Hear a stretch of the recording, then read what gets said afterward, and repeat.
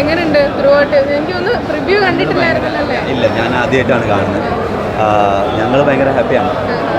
ആൾക്കാരും കൂടെ ഹാപ്പി ആവട്ടെ എന്ന് വിചാരിക്കുന്നു.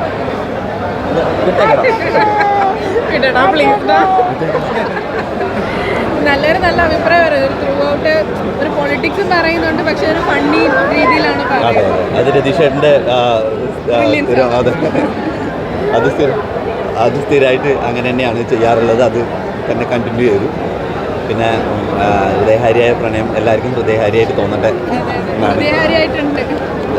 ഞങ്ങൾ ഹാപ്പിയാണ്, ഭയങ്കര ഹാപ്പിയാണ്.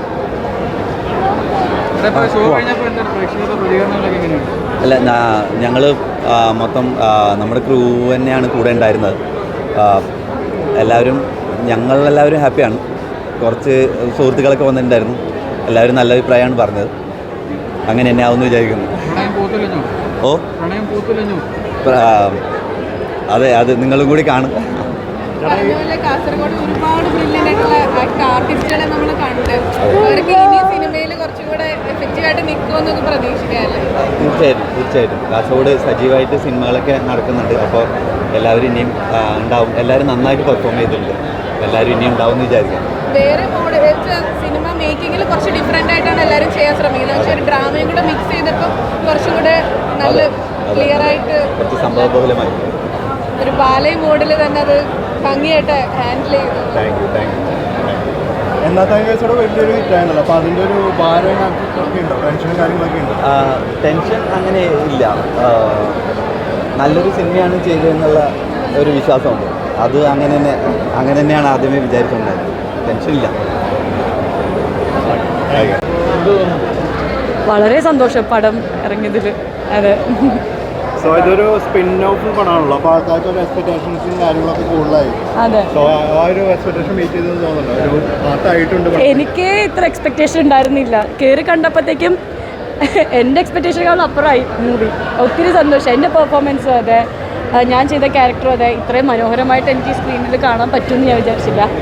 ഞാൻ ചെയ്ത ചാരുലത ഞാൻ വളരെ ആസ്വദിച്ചാണ് ഞാൻ കണ്ടത്. സാധാരണ ആദ്യത്തെ പടം കാണുമ്പോൾ പൊതുവെ എല്ലാവർക്കും ടെൻഷനായിരിക്കും. എൻ്റെ അതെ, ഇതുവരെ ഞാൻ ഫുൾ ടെൻഷൻ അടിച്ച് എൻ്റെ എല്ലാ മൂവിയും കണ്ടിട്ടുള്ളൂ. ഇത് ടെൻഷനായിട്ടാണ് കയറിയത്. പക്ഷേ കയറി കഴിഞ്ഞപ്പോൾ നമ്മളെ കംപ്ലീറ്റ് അങ്ങ് ആ സ്റ്റോറിയുടെ ഉള്ളിൽ അങ്ങ് എത്തി. രതീഷേട്ടൻ്റെ എല്ലാ എഫേർട്ടും ഇതിനകത്ത് കാണാൻ പറ്റുന്നുണ്ട്. ഒത്തിരി സന്തോഷം. അതെ, ഇല്ല, ഇതുവരെ നല്ല അഭിപ്രായമാണ് കേൾക്കുന്നത്. ഭയങ്കര തോട്ട് പ്രൊവോക്കിംഗ് ആണെന്ന് കുറേ പേര് അഭിപ്രായപ്പെട്ടു. ബാക്കിയുള്ള നമ്മുടെ എന്നാത്താ കേസുകളിൽ പറയുന്ന രാഷ്ട്രീയം, പറയാതെ പറയുന്ന ഒരുപാട് രാഷ്ട്രീയം, അതൊക്കെ തന്നെ ഇതിനകത്തുമുണ്ട്. പിന്നെ കാണുന്നവർക്ക് അവരുടെ ആയിട്ടുള്ളൊരു പെർസെപ്ഷൻ അവരും എടുക്കുന്നുണ്ട്.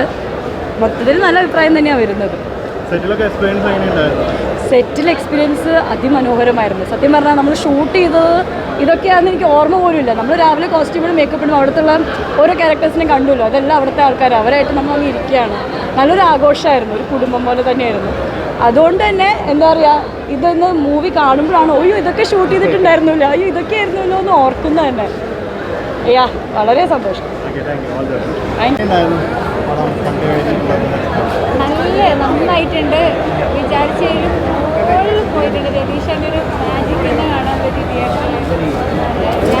ഞാനും ഇഷ്ടമായി. സുമലതയാണ് എല്ലാ ക്യാരക്ടറും ഒന്നിനൊന്ന് മെച്ചായി ചെയ്തിട്ടുണ്ട്. എല്ലാവരും മത്സരിച്ച് ചെയ്ത പോലെ എല്ലാവരും നന്നായിട്ട് ചെയ്തിട്ടുണ്ട്.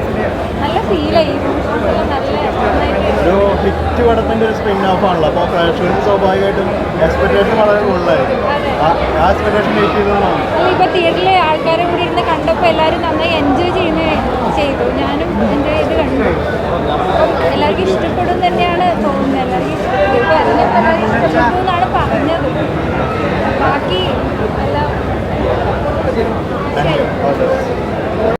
കൂടുതൽ വീഡിയോസിനായി B4 Place ഫോളോ ചെയ്യൂ, സബ്സ്ക്രൈബ് ചെയ്യൂ.